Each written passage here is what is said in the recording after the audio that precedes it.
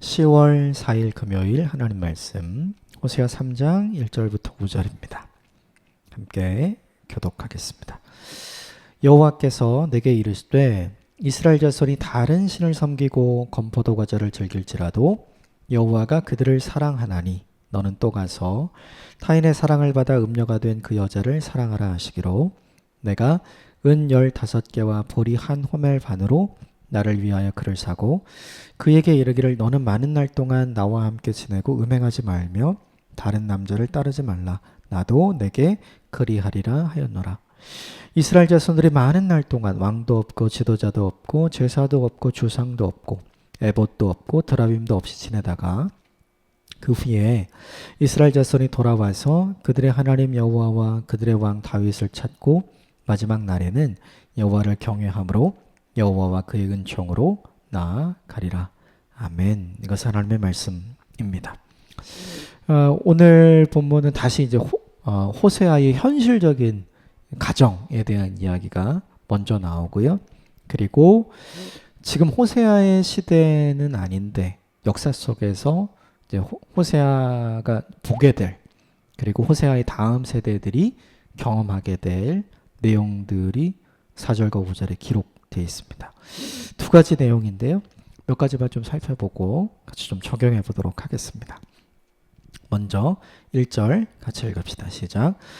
여호와께서 내게 이르시되 이스라엘 자손이 다른 신을 섬기고 건포도 과자를 즐길지라도 여호와가 그들을 사랑하나니 너는 또 가서 타인의 사랑을 받아 음녀가 된 그 여자를 사랑하라 하시기로.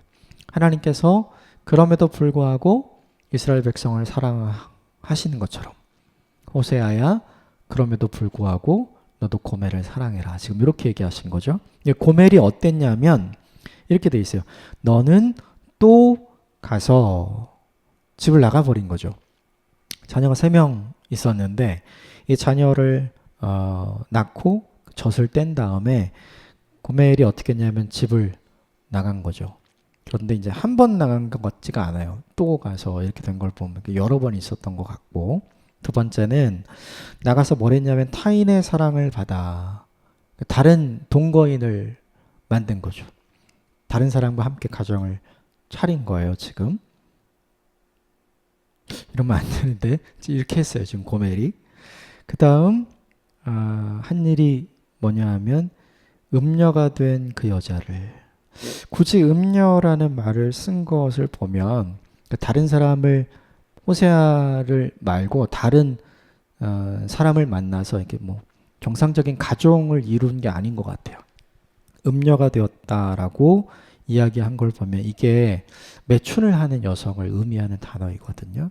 그러니까 거리의 여인으로 전락을 한 거죠, 지금. 그러니까 한 가정의 아내였다가 아이 셋을 낳고 집을 여러 번 나가고 그리고 문 남자들과 함께 하면서 그리고 자기의 몸을 함부로 대하는 여인으로 지금 바뀐 거예요.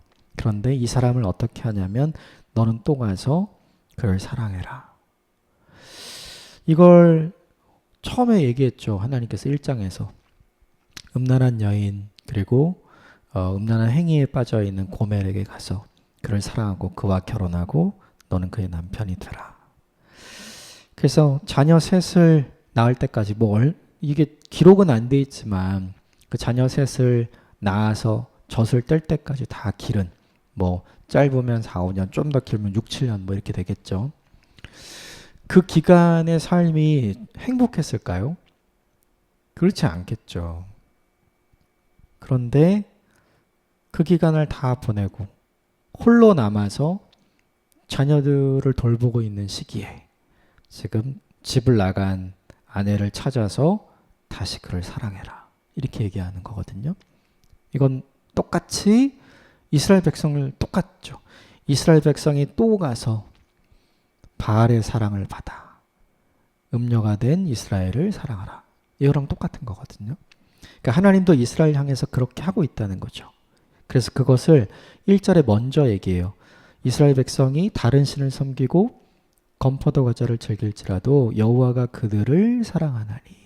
하나님이 여전히 이스라엘 백성들을 사랑하고 있으니 너도 여전히 고멜을 사랑함으로 하나님께서 이스라엘 백성들을 어떻게 사랑하는지 너도 보여주어야 해. 지금 이 이야기를 하는 거죠. 이 본문을 보면서 우리가 깨닫게 되는 게 뭐냐 하면 이거죠. 그럼에도 불구하고 사랑하는 것. 이게 하나님이 잘하시는 거. 그럼에도 불구하고 용서하는 거. 우리는 그렇게 하고 싶지 않지만 하나님 이걸 너무 잘하세요. 또 이쯤 되면 우리는 정리하고 포기하고 너 알아서 살아라 이런 마음이 있을 텐데 하나님 그런 마음이 없죠. 그럼에도 불구하고 하나님은 포기가 없어요. 이 세 가지가 오늘 이 본문이 보여주는 메시지죠. 그럼에도 불구하고 사랑하고, 그럼에도 불구하고 용서하고, 그럼에도 불구하고 포기하지 않고 다시 시작하는 거. 이게 이 본문 속에 등장하는 하나님의 모습이에요. 그러면 우리에게 적용해 볼 필요가 있죠. 우리는 하나님의 형상으로 지음받은 사람이잖아요. 하나님의 캐릭터가 있는 사람. 오늘 이 본문 속에 등장하는 하나님의 캐릭터는 그럼에도 불구하고 사랑하고, 그럼에도 불구하고 용서하고, 그럼에도 불구하고 포기하지 않고 다시 시작하는 거. 근데 우린 이걸 다 싫어해요. 저도 이거 싫습니다. 이렇게 하기 싫거든요. 그래서 이 본문을 보면 갈등이 돼요. 난 이렇게 하고 싶지 않은데 하나님이 이렇게 하고 계시니까 우리에게 이걸 요청하는 거죠. 너도 이렇게 하면 좋겠어.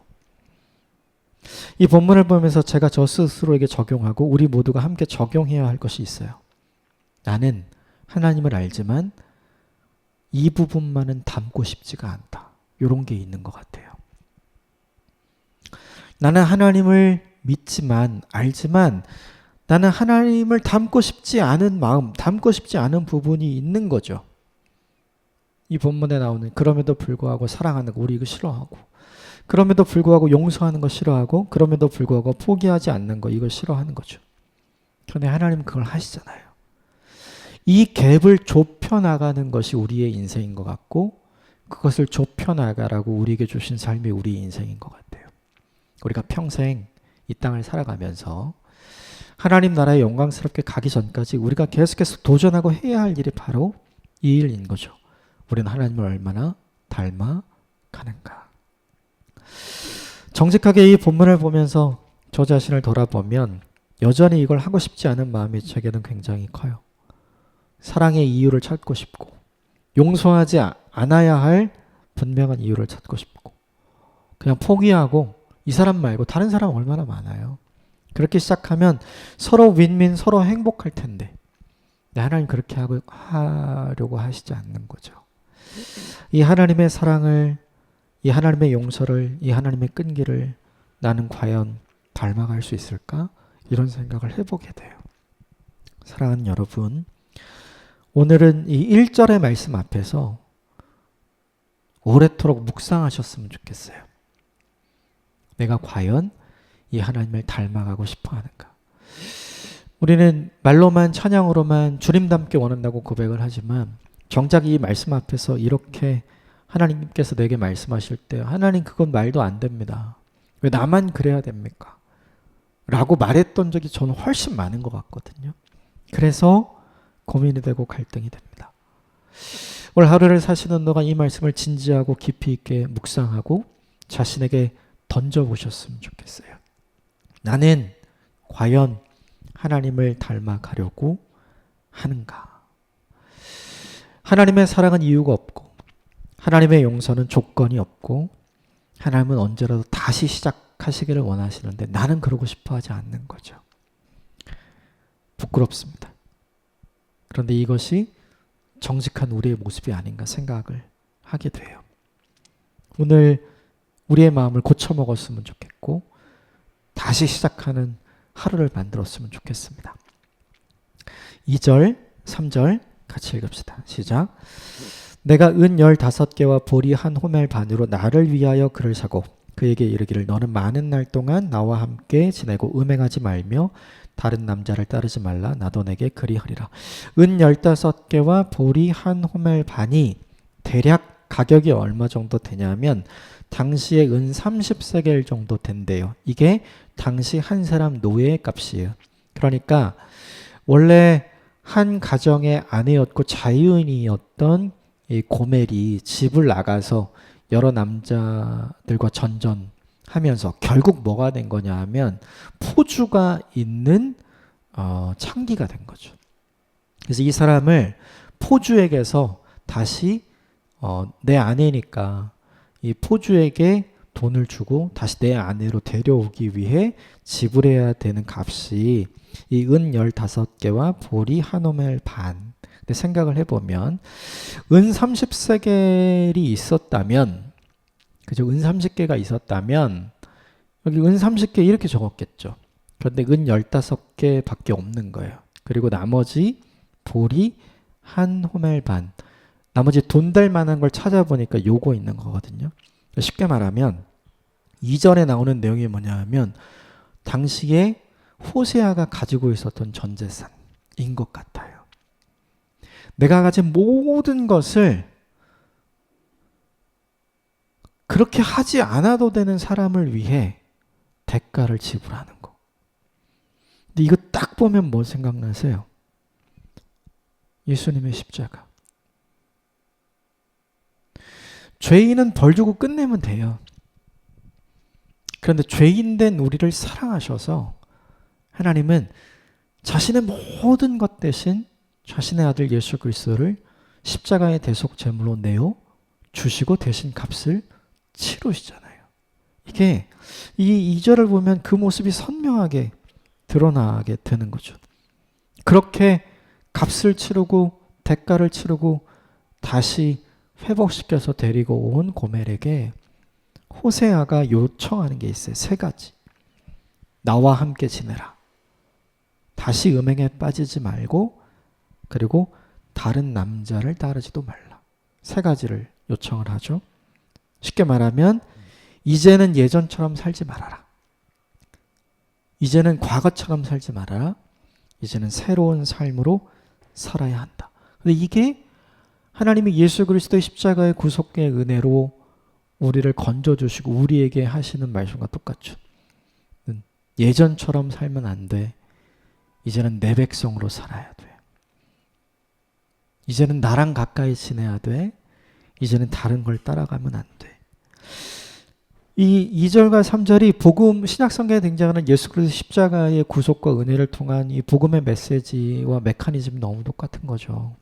저는 이 본문을 보면서 그게 떠오르게 됩니다. 하나님이 값을 지불하지 않아도 되는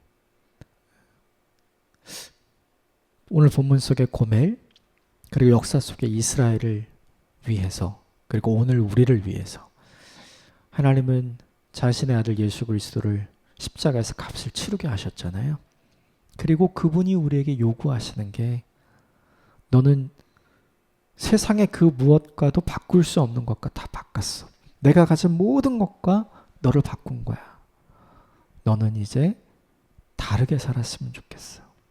이걸 하나님이 우리에게 요청하시는 거거든요. 저는 이 말씀이 되게 오늘 너무 감동적이에요. 아까 1절의 말씀은 되게 찔렸다면 2절과 3절의 말씀은 너무나도 감동적입니다. 왜냐하면 내가 그런 가치가 있나? 이 생각이요. 호세아가 자신의 모든 재산을 털어서 집 나가서 포주가 딸린 매춘녀가 된, 거리의 여자가 된 이 여인을 값을 지불하고 다시 아내를 삼을 필요가 있나? 그럴 가치가 있나? 근데 그게 있어서 하는 거잖아요. 우리가 고멜을 보는 가치와 하나님께서 고멜을 보는 가치는 다른 거예요. 우리가 나를 보는 가치와 하나님께서 우리를 보시는 가치가 다른 거죠. 그 무엇과도 바꿀 수 없는 자신의 아들을 내어주고라도 우리를 사랑하고 건지고 싶은 마음이 하나님께 있었던 거죠.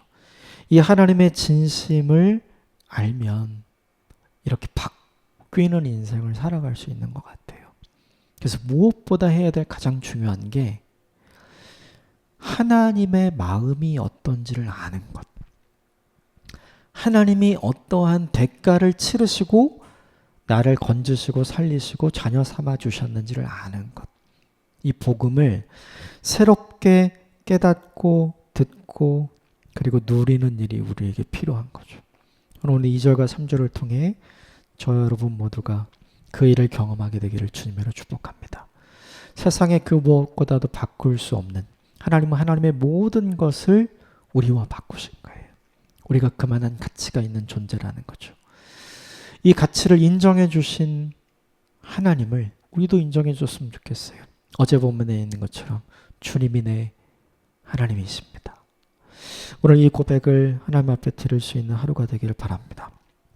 그리고 4절과 5절은 4절에 있는 내용은 완전 패망한 내용이죠. 읽어볼까요? 시작. 이스라엘 자손들이 많은 날 동안 왕도 없고 지도자도 없고 제사장도 없고 주상도 없고 에봇도 없고 드라빔도 없이 지내다가 북이스라엘 멸망하고 이런 거 없어졌어요. 그리고 아직 멀었지만 남유다도 멸망하고 이런 거 다 없어졌죠. 그런데 여기서 끝나는 게 아니에요. 심판과 징계와 고통과 고난으로 끝나는 게 아니죠. 그 다음이 있어요. 5절 같이 읽읍시다. 시작. 그 후에 이스라엘 자손이 돌아와서 그들의 하나님 여호와와 그들의 왕 다윗을 찾고 마지막 날에는 여호와를 경외함으로 여호와와 그의 은총으로 나아가리라. 4절만 보면 절망과 끝인데 5절은 다른 내용, 희망과 소망의 내용이 다시 시작되는 거죠. 그 시간이 다 지나고 쉽게 말하면 방황의 시간이 다 지나고 고통의 시간이 다 지나고 고난과 징계와 심판의 시간이 다 지나고 하나님께서 주시는 은총의 시간, 회복의 시간이 다시 찾아오는 거예요. 이게 뭐냐면 하나님이 준비하신 거죠. 그러므로 4절에 있는 내용은 하나님의 목적이 아니에요. 그건 과정이에요. 뭐가 목적이냐면 5절에 있는 내용이 진짜 목적인 거죠. 그래서 우리가 해야 될 중요한 게 있어요. 4절에 있는 거는 과정이잖아요. 쉽게 말하면 고난의 터널이거든요. 심판과 징계의 터널 한복판에 있는 거예요. 그때 해야 될 게 뭐냐 하면 그걸 묵상하면 안 돼요. 이 끝에 무엇이 있는가? 이걸 묵상하는 거죠. 하나님은 우리에게 심판과 종말과 징계와 침묵만을 주는 것이 아니라 그 과정을 통해서 오늘 본문에 등장하는 그의 은총, 모든 것이 회복되는 그의 은총을 우리에게 주시려고 하는 거죠. 이걸 하기 위해서 제일 중요한 게 있어요. 5절에 돌아와서. 이게 제일 중요하죠. 역사적으로는 멸망했던 그리고 포로로 끌려갔던 사람들이 돌아와서 이제 이 이야기지만 이 본문을 그냥 우리에게 적용하자면 탕자가 집을 나가서 굉장히 고난과 어려움의 시간을 겪잖아요. 방황의 시간. 탕자가 제일 잘한 게 뭐예요? 돌아와서. 그렇죠? 탕자는 그걸 기대했어요. 돌아와서 종이 되고 징계를 달게 받고 심판을 달게 받고 아들의 지위를 회복 못하고 그냥 종으로만 살아도 괜찮다. 이렇게 생각을 했죠. 그런데 아버지는 달랐잖아요. 탕자가 나간 다음부터 그를 기다리고 있었죠. 언제 오나, 언제 돌아오나, 언제 돌아오나. 돌아온 일이 가장 잘한 일이죠. 하나님께로 돌아가는 길에 뭐가 있냐면 오늘 본문에 4절의 내용이 있는 거예요. 심판, 징계, 고통, 고난의 과정. 이 과정의 끝에 뭐가 있냐면 오늘 5절에 등장하는 그의 은총이 등장하는 거죠. 그러므로 해야 할 일은 이 과정에서 멈추면 안 돼요. 이 과정에서 하나님이 우리를 버렸어. 하나님이 우리를 끝냈어. 하나님이 우리를 전혀 돌보시 않아. 역사서를 보면 그런 고백과 말을 했던 수많은 이스라엘 백성들이 있었어요. 근데 그 말은 다 틀렸죠. 결국 시간이 지나고 약속의 시간이 오자 하나님이 약속하신 회복의 역사가 있었거든요. 우리도 똑같아요. 이 시간을 어떻게 보내야 하는가? 고난의 터널을 지나면서 원망과 불평을 할 게 아니라 이 끝에 하나님이 주시는 은총의 시간이 있음을 기대하고 철저하게 나 자신을 돌아보고 하나님께로 돌아가는 과정을 밟는 것이 우리에게 필요한 거죠. 그 과정이 사실은 회복과 은혜를 향한 길이고 축복의 통로가 되는 거죠. 그러므로 하나님께서 우리에게 허락하시는 이 이스라엘 백성들에게 허락하신 이 4절의 시간, 이 시간은 결코 이스라엘 백성들에게 사실은 저주의 시간, 고난의 시간, 심판과 징계의 시간이 아니에요. 축복과 은총과 은혜의 시간으로 가는 과정의 길이 되니까 그때까지 어떻게 기다릴 수 있는가 기대하면서 기다릴 수 있겠죠. 진짜 좋은 믿음을 가진 성도들은 오히려 4절의 기간을 지내면서 하나님과 멀어지는 게 아니라 오히려 4절의 시간을 보내면서 주님과 훨씬 더 가까워질 수 있어야 합니다. 이것이 오늘 이 본문이 우리에게 주는 메시지인 것 같아요. 이 모든 시간이 지난 이후에 하나님께서 우리에게 주시는 그의 은총으로 나아가는 시간이 있다는 것, 이걸 기대하시고 하나님이 우리를 가장 아름답고 선한 길로 인도해 가시는 분을 믿음으로 고백하고 기다리는 저와 여러분이 되시기를 주님으로 축복합니다. 함께 기도하겠습니다.